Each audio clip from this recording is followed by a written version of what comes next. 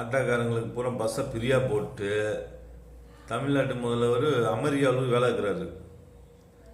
எத்தனை பேருக்கு சார் வேலை வாங்கிட்டு வந்தீங்க? அமெரிக்காவில் வேலை வாங்கிட்டு போனீங்க.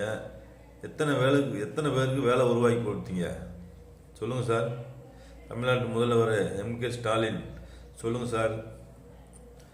அமெரிக்கா போனீங்க, எத்தனை வேலை உருவாக்கி கொடுத்தீங்க சொல்லுங்கள். இந்த மாதிரி இன்னொன்று சொல்ல மறந்துட்டேன். ஆட்டோக்காரங்க பிள்ளைகளை படிக்க வைக்கிறாங்கள, பணம் எவ்வளோ செலவு பண்ணுறாங்க? கல்வித்துறைக்கும் பணம் செலவு பண்ணுறாங்க. முன்னாடியும் சொல்லியிருக்கேன், அந்த வீடியோ பாருங்கள். அதில் கல்வித்துறை சொல்லாமல் விட்டுட்டேன். கல்வித்துறையும் சொன்னா சொல்லலை, இதில் சொல்லியிருக்கேன். கல்வித்துறைக்கு வருமானம் கொடுக்குறாங்க ஆட்டோக்காரங்க.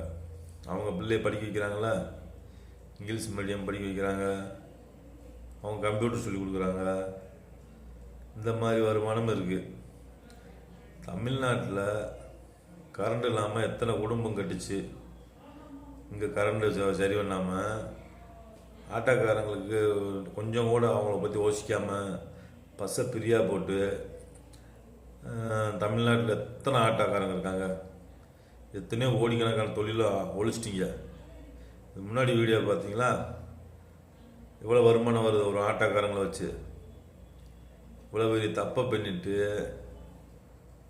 அமெரிக்காவுக்கு எத்தனையோ கோடி செலவழிச்சு அங்கே போய் வேலை தேடுறீங்க.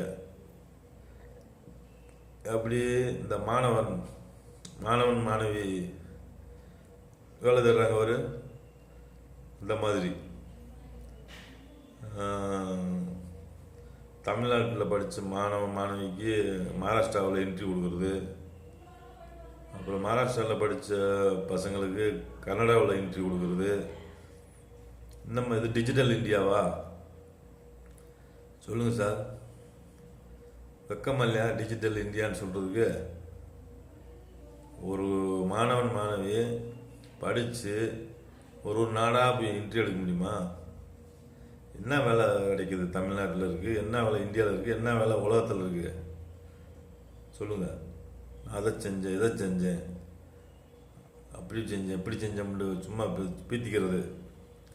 கொரோனாவில் எத்தனையோ ஒரு ஓடி ஒளிஞ்சிங்க. எந்த ஆட்டோக்காரங்களாச்சும் பயந்தாங்களா? எங்களை கண்டு கொரோனாவே ஓடி போச்சே சொல்லுங்கள் சார். நாங்கள் பயந்ததே இல்லை. கொரோனா வந்த பாட்டியும் தூக்கி ஏற்றித்தான் இருந்தான். யாராக இருந்தாலும் சரி தூக்கி ஏற்றித்தான் இருந்தான். ஏன் 2 மாதம் அடைச்சி போட்டாங்க. கஷ்டம், கையில் காசு இல்லை.